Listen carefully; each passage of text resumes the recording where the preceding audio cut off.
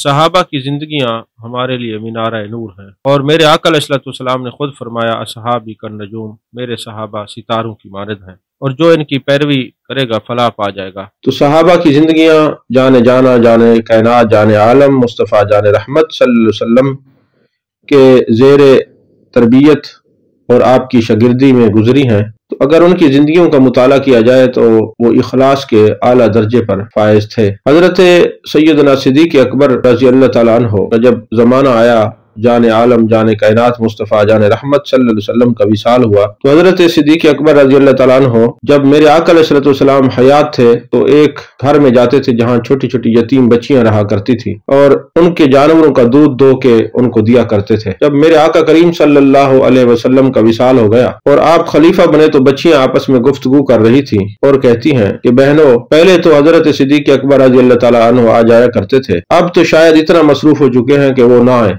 इतने में दरवाजे पर दस्तक हुई तो बच्चियों ने दरवाजा खोला और सवाल किया कि ऐ सिद्दीक़ अकबर रज़ी अल्लाह तआला अन्हु, हम तो समझ रहे थे कि आप नहीं आएंगे। आपने फरमाया, चूंकि अल्लाह की रजा के लिए मैं काम करता हूँ, पहले जो मैं तुम्हारे पास आता था ये मेरी नफली इबादत थी, अब मैं जो तुम्हारे पास आया हूँ ये मुझ पर फर्ज है। काश ऐसा जज्बा हर हुक्मरान को और हाकिम वक्त को होना चाहिए। इसी तरह हजरत फारूक आज़म रज़ी अल्लाह तआला अन्हु फरमाते हैं कि आपने अपने दौरे खिलाफत के अंदर एक रजिस्टर बनाया, उसके ऊपर लिखा कि फलां बेवा की खिदमत फलां करेगा, फलां यतीम की खिदमत फलां करेगा। अब खिदमत की ड्यूटियां लगे और रजिस्टर के ऊपर खादिम का नाम लिख दिया कि फलां ने फलां की खिदमत करनी है। तो फरमाते मैंने ये वो रजिस्टर जब चेक किया तो एक बेवा जो बुढ़िया भी थी और नाबीना भी थी और बेवा भी थी, उसकी खिदमत के आगे किसी का नाम नहीं लिखा हुआ था। तो मैं बड़ा हैरान हुआ। मैं दिन को जाता, रात को जाता, उस बुढ़िया से सवाल करता तो वो कहती, अभी कोई साहिब आए हैं, मुझे खाना खिला के, मुझे पानी पिला के, मेरे घर की सफाई करके चले गए हैं। हजरत फारूक आज़म रज़ी अल्लाह तआला अन्हु फरमाते हैं कि सारी रात मैं परेशान रहा कि वो कौन है, और कई दिन तक मैं जब भी जाता तो पहले खिदमत हो चुकी होती।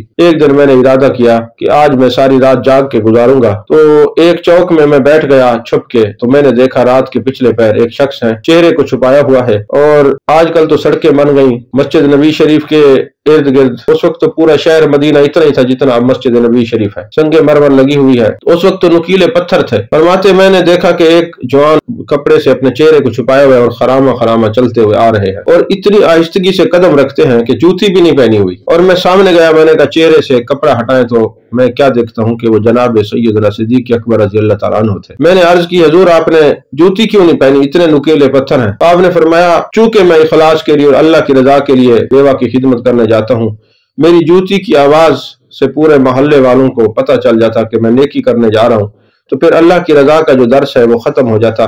तो इसलिए मैंने जूती नहीं पहनी, ताकि जिसको मैं राजी करने के लिए जा रहा हूँ वो तो जानता है, लोग इसमें गवाह न बन जाए कि ये शायद अपनी तशहीर के लिए जा रहे हैं। रात का वक्त है और पत्थर के ऊपर जूती की आवाज दूर तक जाती है, और दूसरा यह है कि मेरी वजह से किसी की नींद खराब न हो। तो इस नियत से हजरत सैयदना सिद्दीक़ अकबर रज़ी अल्लाह तआला अन्हु तशरीफ लेके जा रहे थे। और हजरत फारूक आज़म रज़ी अल्लाह तआला अन्हु फरमाते हैं, मैंने कहा हर काम में आप सबकत ले जाते हैं, और हजरत सिद्दीक़ अकबर यकीनन इखलास के आला दर्जे पर फायज है।